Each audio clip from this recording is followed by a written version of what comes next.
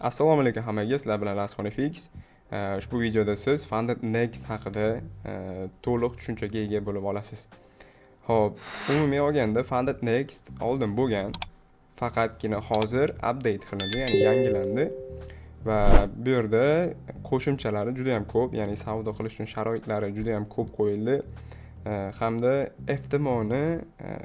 FTMO bilan taqqoslayapti o'zini bu va FTMOdan qolib ketadigan joyim yo'q, FTMOdan yaxshiroqman degan ma'noni beryapti.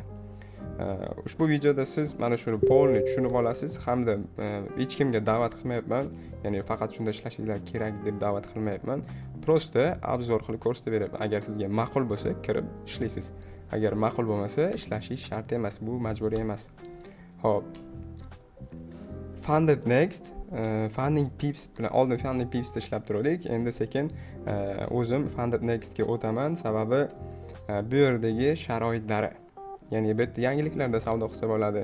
Yana qo'shimcha sharoitlari ham bor bu yerda. Bu oddiy bitta misol. Unda prop kompaniya bo'yicha obzorlarni boshladik. Hop, birinchi bo'lib bizdagi mana bu up to 95%, ya'ni profit split degani, bu siz qilgan foydadan qanchasini siz ola olasiz. Investor o'ziga qancha oladi, ya'ni prop kompaniya o'ziga qancha oladi hamda siz o'zingizga qancha olasiz. Bu yerda 95% gacha deb yozilgan ekan, faqatgina bu yerda qo'shimcha pul to'lagan holatingizda bo'ladi, ya'ni challenge olayotgan vaqtingizda qo'shimcha $50, $60 pul so'raydi, o'shani galochkasini qo'yib oladigan bo'lsangiz va o'shandagina siz 95% ga ega bo'lasiz. Standart holatda bu 60 ga 40, 70 ga 30 yoki da 20 ga 80 bo'ladi. Ya'ni boshqa umumiy prop kompaniyalarda xuddi shunday standart holat deyiladi. 95% bo'lishi uchun siz qo'shimcha pul to'lashingiz kerak. Hop, siz bitta akkauntda, ikkinchisida up to 300 k. Ya'ni siz bitta akkauntda umumiy holatda $300,000 shotni boshqara olasiz xolos. Bundan yuqorisini emas.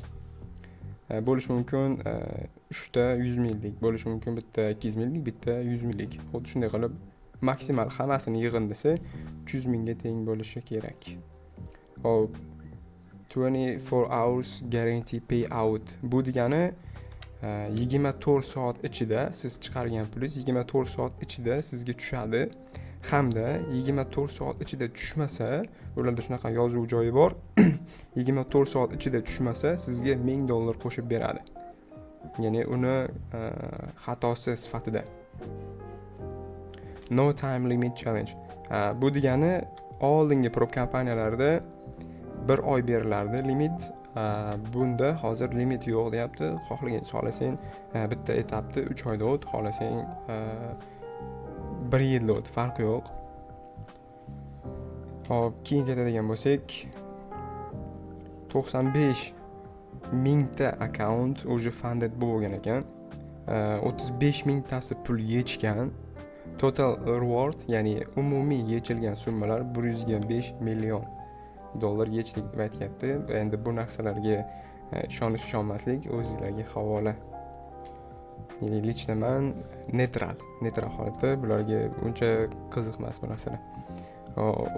Key highlights, ya'ni sizdagi imtihon paytida bo'lsa, ya'ni bu yerda yozilgan 15% profit share in challenge phase. Ya'ni bu yerda siz imtihonda o'tayotgan vaqtingizda imtihonni birinchi etapidan o'tdingiz va o'sha birinchi etapidagi sizning foydangiz qancha bo'lsa o'sha summani ham tashlab berishadi. Ikkinchi etapiga o'tasiz va ikkinchi etapdagi foydangiz qancha bo'lsa o'sha umumiy olganda siz challenge-da qilgan foydangizni 15% ni yechib beradi.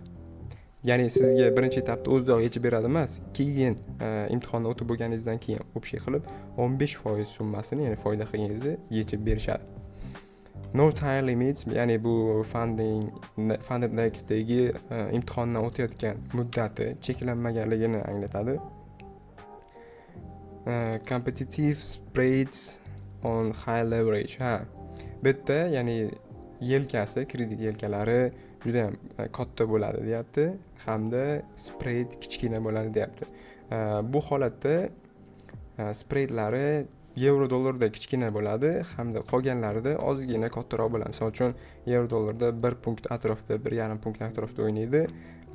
Ana unda esa funtlarda 2 tilloda sal kattaroq bo'ladi. Hop, bunda ya'ni serverni tezligi hamda точностligi ozgina pastroq bo'ladi. Brokerga nisbatan, oddiy brokerga nisbatan, boshqa prop kompaniyalarga nisbatan ozgina yaxshiroq. Ya'ni siz savdo ochganingizda e'tibor bergan bo'lsanglar, prop kompaniyalarda savdo ochdingizda, buy ochgan bo'lsangiz, o'shani sal teparoqdan ochib beradi. Ya'ni siz mana shu spread nuqtasi turgan bo'lsa, o'shani sal teparoqdan ochib beradi. Bunda esa qimirlamagan vaziyat bo'lsa ham, qimirlagan vaziyat bo'lib qoladi-da ko'pida, o'shanda tepadan ochib beradi. Bunda joyida ochib beradi, ya'ni qimirlab qolsa tepada ochib beradi. Agar to'g'ri turgan bo'lsa, joyida ochib beradi. Ya'ni aniqlik bunda sal yaxshiroq. Serverni yaxshiroq rivojlantirishibdi. Daily news trading, ya'ni bu yerda aytilishi bo'yicha yangiliklarda ham savdo qilsa bo'ladi. Yangilikda savdo qilsa bo'ladi deyilyapti. Reset top up. Bu haqda yana gaplashamiz. Ya'ni bu yerda evaluation degan narsa bor. Ya'ni kelamiz bu narsaga. Monthly competition degani, ya'ni bu yerda musobaqalari bo'ladi, o'zlarining challengelari bo'ladi. Ya'ni bepul qatnashishingiz bo'ladi. Bu yerda misol uchun $100,000 shot beradi-da, ya'ni har oyning boshida bo'ladi bu narsa. $100,000 shot beradi va o'shandan sizga musobaqa boshlanadi. Yani reytinglar bo'ladi, ismingiz turadi, davlatingiz qayerda turganligi, davlatingizni qaysiligini belgilasangiz bo'ladi. Va o'sha yerda imtihon, ya'ni boshqa treyderlar bilan musobaqa bellashiladi. Ya'ni o'shanda siz 1-chi, 2-chi, 3-chi o'rinlarni oladigan bo'lsangiz, sizga cash sifatida pul to'laveradi va 50 ta umumiy holatda 50 ta o'rin uchun sovrin bor.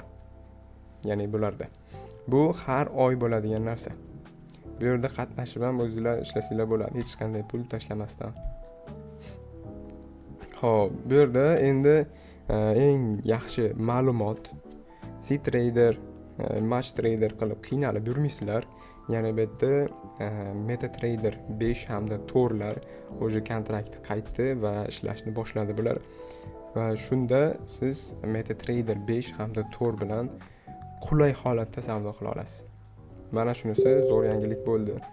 Xo'p, keyingisi guaranteed payout. Ya'ni bu degani pulingizni yechganingizda tushib berishini garantiya beryapti. Ya'ni 24 soatda ichida tushadi pulingiz. 24 soatdan oshib ketadigan bo'lsa, o'sha chiqarayotgan pulingizga $1000 qo'shib uzr kechirasiz deb kompensatsiya qilib beradi sizga.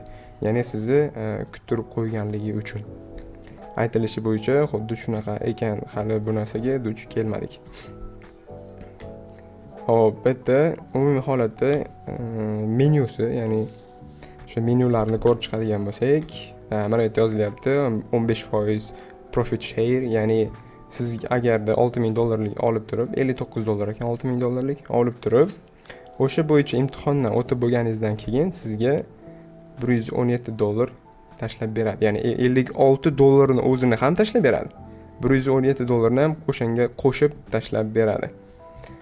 Umumiy olganda $100,000 bu yerda, ya'ni $6000 $59, $100,000 $549 ekan.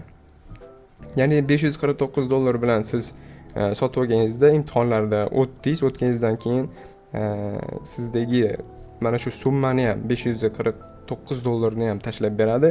Unga qo'shimcha qilib $1950, ya'ni $50 kam $2000 ni qo'shib tashlab beradi. Ya'ni imtihon jarayonida siz qilgan foydangizni 15% ni. Birinchi etapdagi target 8%, ya'ni bu yerda ko'p brokerlarda 10% bo'ladi, prop kompaniyalarda. Bunda 8% ekan. Ikkinchi etap uchun 5%, bu hammasida 5% bo'ladi. Ikkinchi etaplarda ham maximum overall loss, ya'ni bu yerdagi sizni umumiy qiladigan minusingiz 10% dan yiroq bo'ladigan bo'lsa, ya'ni 10% ga yetib kelganda siz o'sha imtihondan o'ta olmagan hisoblanasiz. 10% dan ko'p minus qilmasligingiz kerak umumiy holatda. Daily loss bo'ladigan bo'lsa, ya'ni kunlik minus qiladigani 5% dan oshmasligi kerak. Bitta savdo kirdingiz, o'sha bir kunda ichida 5% dan oshiq minus qilmasligingiz kerak. Bo'ldi. News trading hammasida check qilingan, ya'ni yangiliklarda savdo qilsa bo'ladi. Profit split up to. Buni profit splitda, ya'ni o'tgan safar ham aytilgan, mana bu yerda yozilgan, mana add-ons for splitter. Ya'ni bu yerda qo'shimcha pul to'lashingiz kerak. Ya'ni bularni yoqishingiz uchun. Ya'ni bu menyuni ichidagi qo'shimcha qulayliklari va o'sha qulayliklar uchun pul to'lashingizga to'g'ri keladi. Hop, keyingisi minimum trade days. Ya'ni minimum trade days 5 kun. Bir hafta deyiladi. Ya'ni bizni tilimizda bir hafta deyiladi. Umumiy holatda 5 kun. Bu degani siz agar o'sha challenge oldingiz, challenge-da birinchi etapida bir kunda o'zida o'tib oldingiz. Bir kunda o'zida o'tib bo'lganingizdan keyin ertasi kuniga sizga srazu ikkinchi etapda bermaydi. Ya'ni siz 5 kun kutishingiz kerak bo'ladi. U kutish ham qanday bo'ladi? Har kuni savdoga kirilgan holatda bo'lish kerak.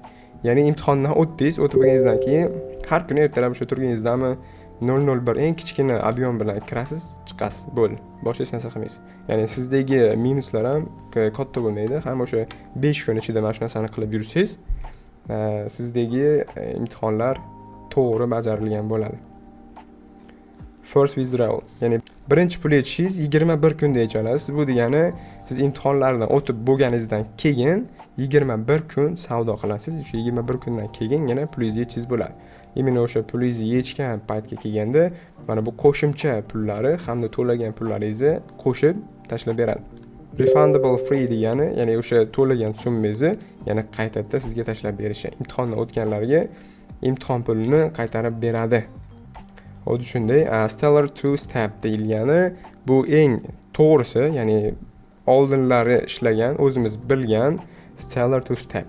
Именно mana shuni tavsiya beraman. Qolgan kimdirlar ishlamoqchi bo'lsa agar faqat mana shu two stepda ishlanglar. Two step degan bo'lim ham bor. Two stepda tavsiya bermayman. Bunda ozgina qiyin. Endi ishlasangiz bo'ladi. Yaxshi trader bo'ladigan bo'lsangiz ishlasangiz bo'ladi, lekin bu yerda imtihondan o'tish ozgina qiyin. Ana ular xuddi shunaqa, ya'ni profit splitlar bor. Target profit bu yerda 10%, 10% qilsangiz imtihondan o'tasiz hamda keyin sizga real beradi. Faqatgina sizdagi overall loss, ya'ni umumiy maksimum yo'qotadigan summangiz 6% dan qilib belgilangan. 6% dan ko'p minus qiladigan bo'lsangiz bo'ldi, siz uxladingiz hisoblanadi. Maximum daily loss bu 3%.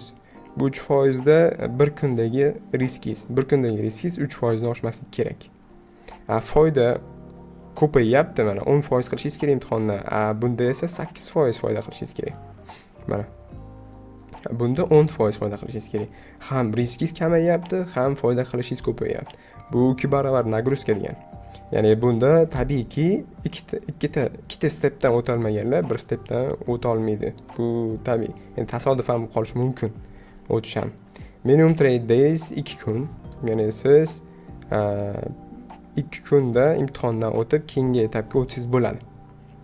First withdrawal 5 kun. Ya'ni birinchi pul yechishingiz 5 kun tashkil qiladi.